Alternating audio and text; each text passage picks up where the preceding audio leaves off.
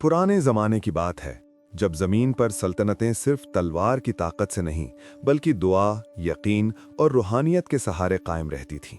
वो ऐसा दौर था जब रातें ज़्यादा खामोश, आसमान ज़्यादा करीब और इंसान का दिल अपने रब से ज़्यादा जुड़ा हुआ महसूस होता था।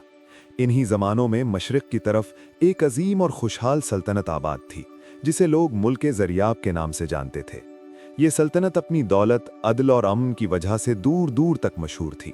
इसके बाज़ारों में खुशबुओं की महक रहती, मसाजिद से आज़ान की आवाज़ पूरे शहर को सुकून में लपेट लेती और महल की बुलंद फसीलें सूरज की रोशनी में यूं चमकतीं जैसे सोने से तराशी गई हों।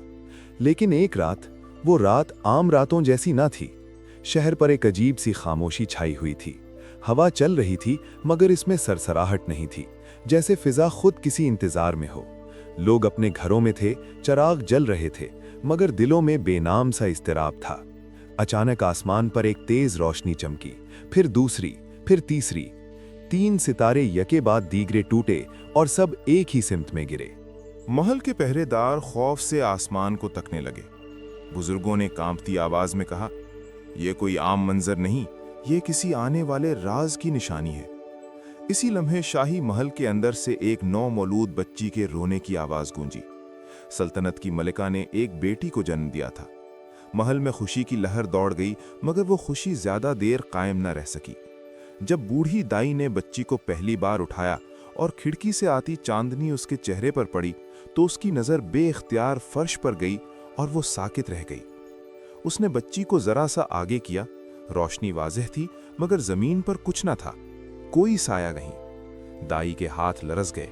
उसने दोबारा देखा, फिर तीसरी बार। बच्ची मौजूद थी, रोशनी मौजूद थी मगर उसकी परछाई कहीं भी नहीं थी। कमरे में एक गहरी खामोशी फैल गई, जैसे वक्त खुद रुक गया हो। ये कैसे मुमकिन है? दाई के होठों से सरगोशी निकली। मलिका ने बेचैनी से पूछा, क्या हुआ? मेरी बेटी ठीक है ना? दाई ने फौरन अपने हवास संभाले, बच्ची को मां के हवाले किया और आहिस्ता से कहा, बच्ची बिल्कुल सलामत है मगर इसके बारे में जो हमने देखा है वो किसी को नहीं बताना चाहिए।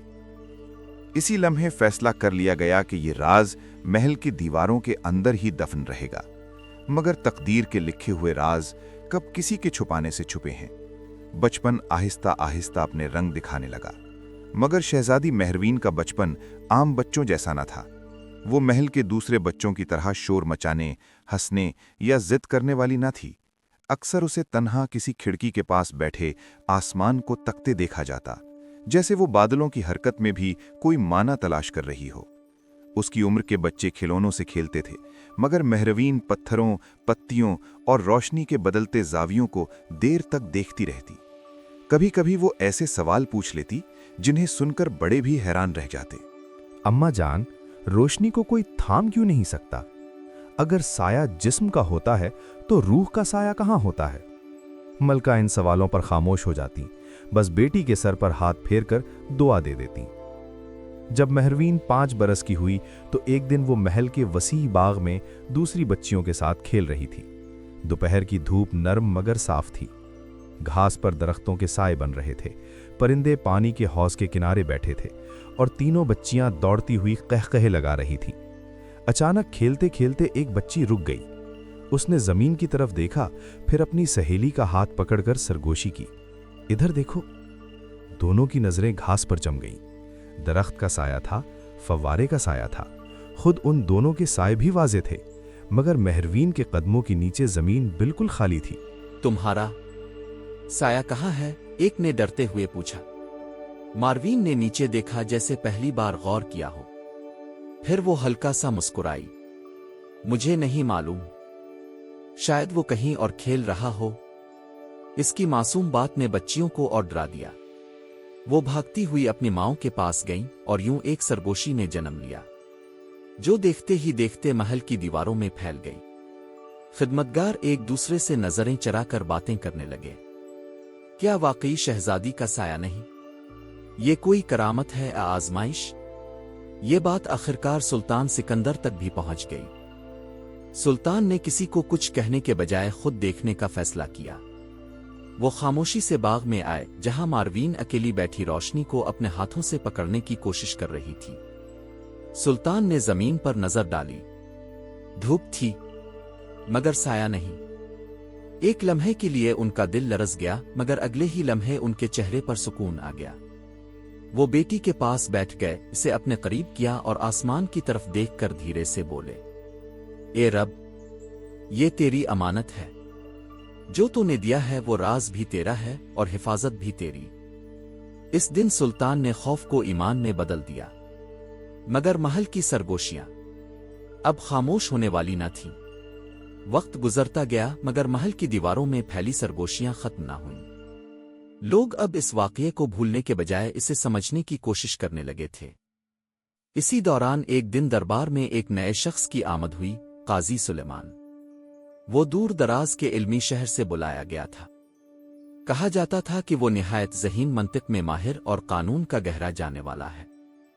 इसकी दाढ़ी निहायत तरतीब से तराशी हुई थी, आंखें बारीक मगर तेज थीं, जैसे हर चीज के अंदर छपी बात को तोल रही हूं। वो आहिस्ता बोलता मगर उसकी बात सीधी दिल में उतर जाती। शुरू के चंद दिन इसने खामोशी इख्तियार की। वो अदालत में बैठता, मुकदमे सुनता, किताबें पढ़ता और लोगों को गौर से देखता रहता। मगर वो जितना खामोश दिखाई देता इतना ही ज्यादा सोच रहा था। एक दिन दरबार में गुफ्तगू के दौरान इसने पहली बार वो सवाल उठाया जिसने फिजा बदल दी। सुल्तान मुअज्जम, इसने निहायत अदब से कहा, मैंने इस सल्तनत के बारे में बहुत कुछ सुना है, मगर एक बात ऐसी है जो अक्ल को कबूल नहीं होती। दरबार में खामोशी छा गई।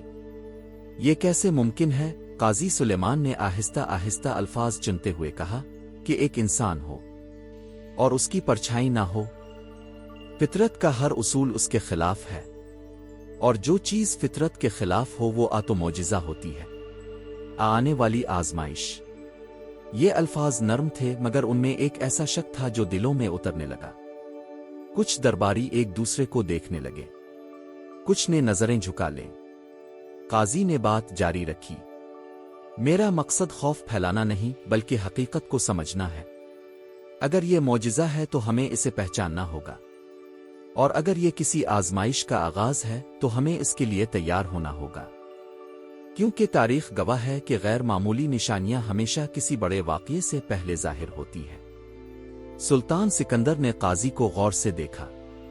उन्हें इसकी बातों में इल्म भी नजर आया और एक पोशीदा चाल भी। हर चीज को अक्ल से नहीं नापा जा सकता काजी साहिब, सुल्तान ने पुरसुकून लहजे में जवाब दिया, कुछ मामलात रब की हिकमत होते हैं, इंसान की बहस नहीं। काजी ने सर झुका दिया मगर उसके होंठों पर हल्की सी मुस्कुराहट उभरी, ऐसी मुस्कुराहट जिसे शायद किसी और ने ना देखा हो। इस दिन के बाद शहर में बात बदल गई। लोग अब हैरत से नहीं, सवाल से बात करने लगे थे। क्या वाकई ये निशानी खैर की है? कोई राज छुपा है जिसे हम नहीं जानते? यूं पहली बार मारवीन के गिर्द सिर्फ हैरत नहीं रही थी, बल्कि एक अनदेखा खतरा जन्म ले चुका था। सरगोशियों और शुकूक की फिजा अभी पूरी तरह थमी भी ना थी कि एक और खबर ने पूरे मुल्क नजरियाब को हिलाकर रख दिया। एक दोपहर जब दरबार अपने मामूल के मुताबिक जारी था, महल के दरवाजे पर एक गर्द आलूद कासिद पहुंचा। इसके कपड़े सफर की थकन से भरे हुए थे, सांस तेज चल रही थी और चेहरे पर खौफ साफ नजर आ रहा था। इसे फौरन सुल्तान सिकंदर के सामने पेश किया गया। कासिद ने झक कर सलाम किया और कपकपाती आवाज में कहा, जहां पना, सरहद मशरिक पर पड़ोसी सल्तनत के बादशाह जफर खान अपनी फौज के साथ खैमाजन हो चुके हैं। उनके साथ हजारों सिपाही, घोड़े और जंगी हाथी हैं। वो पेश कदमी नहीं कर रहे मगर वापस भी नहीं जा रहे। दरबार में खलबली मच गई। सुल्तान ने संजीदगी से पूछा, क्या वो जंग चाहते हैं? कासिद ने सर झुकाकर जवाब दिया, वो कहते हैं कि वो जंग नहीं चाहते, अगर उनकी एक शर्त मान ली जाए। कौन सी शर्त? ये कहते हुए कासिद ने एक मेहरबंद खत आगे बढ़ाया। खत खोला गया और दरबार के कातिब ने बुलंद आवाज में पढ़ना शुरू किया। जफर खान की जानिब से सुल्तान सिकंदर के नाम, हमें तुम्हारी बेटी मारवीन के बारे में खबर मिली है। वो कोई आम इंसान नहीं बल्कि एक कदीम ताकत की निशानी है। पुरानी किताबों में लिखा है कि जिसके वजूद की परछाई ना हो वो एक ऐसे राज की कुंजी होती है जो दुनिया की तकदीर बदल सकता है। हम उसे अपने हवाले किए जाने का मुतालबा करते हैं। اگر ایسا ہوا تو امن رہے گا، اگر انکار کیا گیا تو تلوار فیصلہ کرے گی۔ الفاظ ختم ہوتے ہی دربار میں سناٹا چھا گیا۔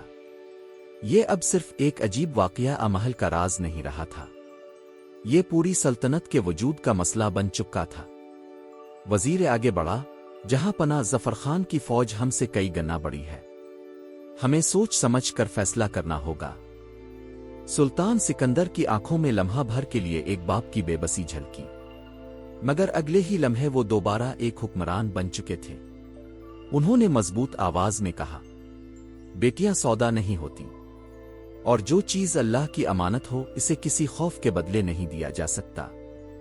پھر انہوں نے سپہ سالار کی طرف دیکھا، فوج کو تیار کرو، ہم جنگ نہیں چاہتے، مگر اگر ہم پر جنگ مسلط کی گئی تو ہم پیچھے نہیں ہٹیں گے۔ دربار میں سب سر جھکا کر کھڑے ہو گئے۔ اسی لمحے محل کی فضا میں ایک نیا احساس پیدا ہوا۔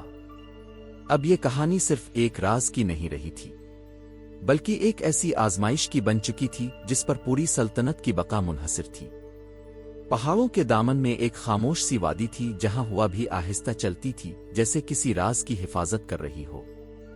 اسی وادی میں ایک پرانا سا حجرہ تھا، مٹی اور پتھروں سے بنا ہوا، جس کے دروازے پر ایک چراغ دن کے وقت بھی جلتا رہتا تھا۔ لوگ کہتے تھے کہ یہاں بابا حامد رہتے ہیں، ایک ایسے صوفی بزرگ جن کی نگاہ ظاہر سے زیادہ باطن کو دیکھتی تھی۔ جب سلطنت پر خطرے کے سائے گہرے ہونے لگے اور ماروین کے دل میں بھی بے چینی بڑھنے لگی تو ایک رات وہ خاموشی سے محل سے نکل کر اسی وادی کی طرف چلی آئی۔ آسمان پر چاند پورا تھا، مگر عجیب بات یہ تھی کہ اس کی روشنی میں بھی ماروین کی کوئی پرچھائی زمین پر نہ پڑتی تھی۔ وہ حجرے کے قریب پہنچی تو دروازہ خود بخود کھل گیا، جیسے کوئی اس کا منتظر ہو۔ اندر بابا حامد ایک سادہ سی چٹائی پر بیٹھے تھے، سفید داڑھی، پرسکون چہرہ اور آنکھیں ایسی گہری کہ جیسے صدیوں کی حکمت ان میں سمٹ آئی ہو۔ ماروین نے آہستہ سے کہا، بابا جی، لوگ مجھ سے ڈرتے ہیں، کہتے ہیں میں فطرت کے خلاف ہوں، آخر میری پرچھائی کیوں نہیں؟ بابا حامد مسکرائے۔ انہوں نے چراغ کی لو کو ذرا سا بلند کیا اور کہا، بیٹی، ہر چیز جو نظر نہ آئے وہ غلط نہیں ہوتی، کچھ حقیقتیں آنکھ سے نہیں دل سے سمجھی جاتی ہے۔ وہ آہستہ سے اٹھے اور ماروین کو حجرے کے باہر لے آئے۔ چاندنی پوری وادی پر پھیلی ہوئی تھی۔ بابا حامد نے زمین کی طرف اشارہ کرتے ہوئے کہا، دیکھو، عام انسان روشنی کو روکتا ہے، اس لیے اس کی پرچھائی بنتی ہے، مگر تم روشنی کو روکتی نہیں، اسے گزرنے دیتی ہو۔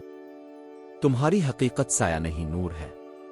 ماروین حیرت سے انہیں دیکھتی رہی، اس کے دل کا بوجھ جیسے ہلکا ہونے لگا۔ بابا حامد نے اپنی جھولی سے ایک چھوٹا سا قدیم پتھر نکالا۔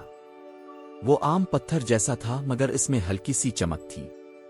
یہ کوئی جادو نہیں، انہوں نے کہا، یہ صبر، دعا اور یقین کی علامت ہے۔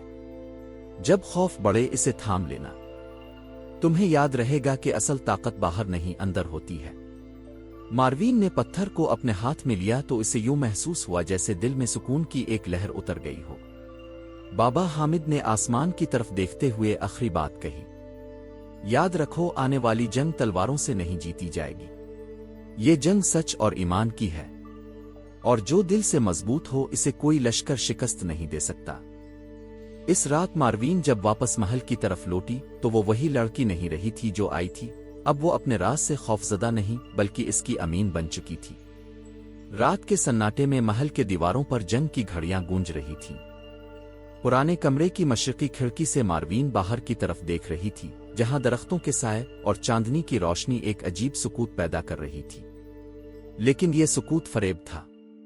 دور سرحد پر ظفر خان کے لشکر کے قدموں کی گونج سنائی دے رہی تھی، اور محل کے اندر قاضی سلیمان کی چالوں کا جال دن بہ دن پیچیدہ ہوتا جا رہا تھا۔ ماروین کو اب اندازہ ہو چکا تھا کہ دشمن صرف باہر نہیں بلکہ اندر بھی موجود ہے۔ قاضی سلیمان نے محل کے لوگوں کے دلوں میں شک ڈالنا شروع کر دیا تھا۔ اس کے ہر لفظ میں چھپی ہوئی مکاری ماروین کے لیے ایک پہیلی بن گئی تھی، کس پر بھروسہ کیا جائے اور کس کی باتوں میں حقیقت کی جھلک ہے۔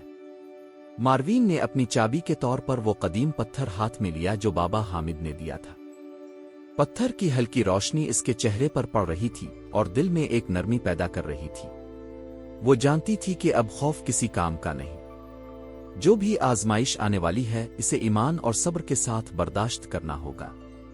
महल के राहदारियों में सरगोशियां बढ़ रही थीं, हर कोना एक राज संभाले हुए था। मारवीन की आंखों में एक अज़्म पैदा हो गया। वो समझ गई कि अब वो महज बच्ची नहीं रही, बल्कि वो इस सल्तनत की हिफाजत की जिम्मेदार है। रात के आखिरी पहर जब दरवाजों पर पहरेगाहों के कदम रुक गए, मारवीन तन्हा अपने कमरे में खड़ी थी। बाहर से महसूस हो रहा था कि दुश्मन करीब आ चुका है और अंदर से काजी की साजिशें अपने उरूज पर हैं। इस लम्हे में मारवीन ने गहराई से दुआ की। दिल में अल्लाह की रजा और भरोसा पैदा हुआ और पत्थर की रोशनी इसके अज़्म को मजीद मजबूत कर गई। वो खिड़की के सामने खड़ी रही, चांदनी इसके चेहरे पर पड़ रही थी और हुआ के हल्के झोंके इसके बालों को छू रहे थे। हर लम्हा ऐसा महसूस हो रहा था कि वक्त रुक गया है, लेकिन मारवीन जानती थी कि यह सिर्फ आजमाइश की दहलीज है। अब फैसला इसका था, खौफ में मुब्तला होकर पीछे हटे या ईमान और यकीन के साथ सामने आए। कहानी इस लम्हे पर रुकती है, नाज़िर के दिल में एक सवाल छोड़ जाती है, क्या मारवीन अपनी ताकत, अक्ल और ईमान से सल्तनत को बचा पाएगी? यही इसका असल इम्तिहान है, जो शायद इसकी जिंदगी की सबसे बड़ी जंग होगी। हर आँख इस लम्हे के इंतजार में है और हर दिल में तजस्सुस बढ़ता है, आगे क्या होने वाला है। ये लम्हा सिर्फ इख्तिताम नहीं, बल्कि नए किस्से और अगले हिस्से के लिए एक सनसनीखेज दरवाज़ा है, जहां मारवीन की शुजात, ईमान और हिकमत की असल परख होने वाली है।